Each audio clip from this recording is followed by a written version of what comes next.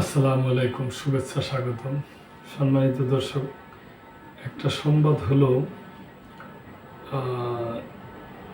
আমাদের বিগত প্রাইম মিনিস্টারের ছোট বোনের মেয়ে টিউলিপ সিদ্দিককে নিয়ে একটা সংবাদ, ফাইন্যান্সিয়াল টাইমসের প্রতিবেদন আর কি। বোনকে ফ্ল্যাট হস্তান্তরে স্বাক্ষর জাল করেন টিউলিপ।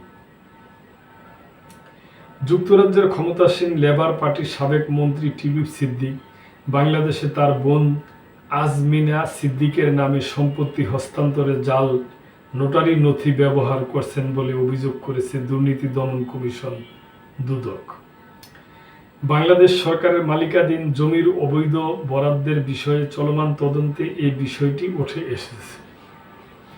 দুদক বলেছে, বাংলাদেশের সাবেক প্রধানমন্ত্রী শেখ হাসিনার বোন শেখ রেহানার মেয়ে টিউলিপ সিদ্দিক তার রাজনৈতিক প্রভাব ব্যবহার করে ঢাকার পূর্বাচল নিউ টাউন প্রকল্পের সরকারি প্লট নিজের এবং তার পরিবারের জন্য দখল করেছে।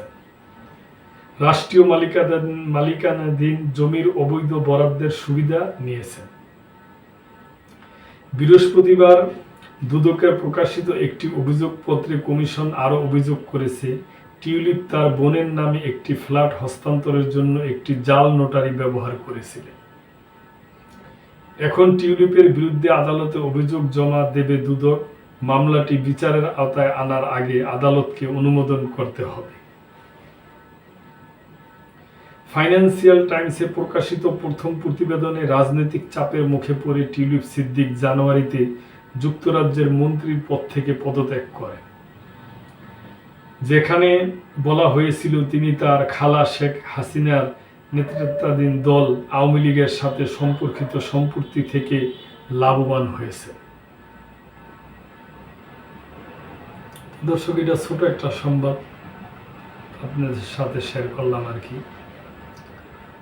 তো ভালো থাকবেন, আজকে এই পর্যন্তই। আল্লাহ হাফেজ।